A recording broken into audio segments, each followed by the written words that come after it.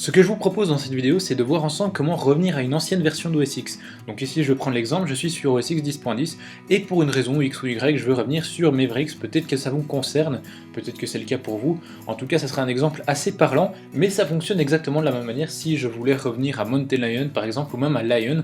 Pour les versions qui précèdent, il y a les disques d'installation physiques, donc il n'y a pas besoin de faire exactement ce qu'on va faire ici. La première chose dont on va avoir besoin, c'est l'installateur d'OS X Mavericks.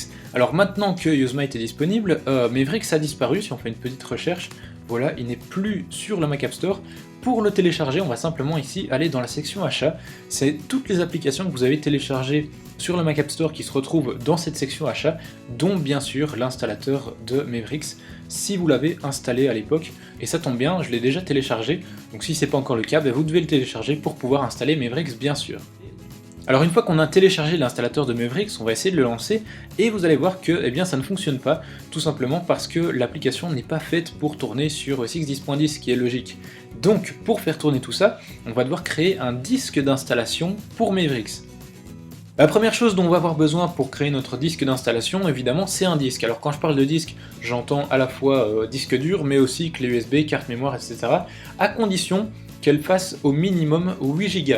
Donc ça c'est vraiment super important, si vous n'avez pas 8 Go disponibles, ça ne fonctionnera pas. Alors si vous avez vraiment un gros disque avec pas mal de trucs dessus, il suffit soit de faire un backup si vous n'avez pas grand chose, si c'est faisable, faites un petit backup sur votre ordi et puis vous remettrez tout ça après, soit vous partitionnez votre disque. Donc ici moi j'ai un petit disque, disque JM, que je vais renommer directement en Install Mavericks, comme ça je m'y retrouverai plus facilement.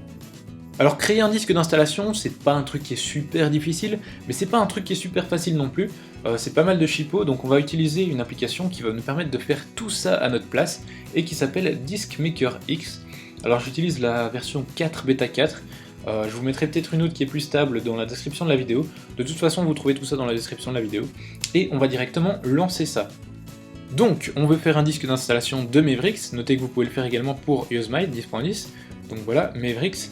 Je choisis mon fichier d'installation, c'est donc dans Applications, le fichier Installer Mavericks, donc forcément vous devez attendre la fin du téléchargement de l'installateur de Mavericks et vous devez connecter votre disque pour faire cette manipulation. Je sélectionne, hop, choisir. Je vais choisir un autre type de disque, voilà, et c'est Install Mavericks, parfait. Je choisis ce disque. Alors ici, comme je vous le disais, il va tout effacer, donc il faut bien faire son backup ou sa partition. J'efface le disque, continuer. Et c'est parti, il va me créer mon petit disque d'installation. Ici on va faire ne pas utiliser, ça c'est Time Machine qui vient interférer dans le bazar. Voilà, et à un moment, Disk Maker X va vous demander votre mot de passe. Il l'avait prévenu au début, donc je vais lui donner, je fais totalement confiance à ce petit truc. Et vous allez voir, c'est assez dingue, vous allez voir l'ordinateur faire plein de trucs tout seul. C'est assez marrant, il faut pas avoir peur, hein. C'est juste Disk Maker X qui fait son petit disque d'installation à notre place. Donc comme je vous le disais, il va faire pas mal de trucs à notre place, c'est très sympa.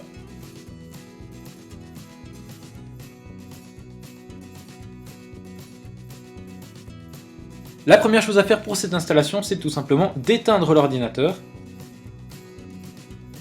Voilà, mon Mac est éteint, et maintenant qu'il est éteint, je vais simplement le rallumer, voilà, et dès que j'entends ce son de démarrage, eh bien je vais maintenir la touche Alt appuyée jusqu'à ce que l'écran se change. On va attendre un petit peu. Voilà, et là vous voyez qu'on a le choix entre les différents disques que vous avez connectés à votre Mac. Donc moi j'ai mon Macintosh HD d'un côté, et puis mon fameux Install Mavericks que je viens de créer. Donc on va lui demander de booter sur, de lancer plutôt l'ordinateur sur Install Mavericks, donc je vais le choisir, voilà, je fais Enter, hop, il va démarrer tout doucement, on va encore attendre un petit peu, voilà, et là on arrive, voilà, on arrive sur une page comme ça, donc la page d'installation de Mavericks, comme quand vous l'aviez installé à l'époque, vous êtes passé de Mountain Lion à Mavericks sans doute, ou c'est de la même manière aussi que vous avez fait sans doute pour installer OS X 10.10.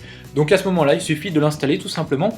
Alors par la suite, il n'y a rien de très compliqué, la barre va se remplir, donc vous aurez une barre de chargement, ça va prendre un peu de temps, puis par la suite il va redémarrer, il va à nouveau charger de nouveau, et puis voilà, vous pourrez tout simplement profiter de Mavericks sur votre Mac.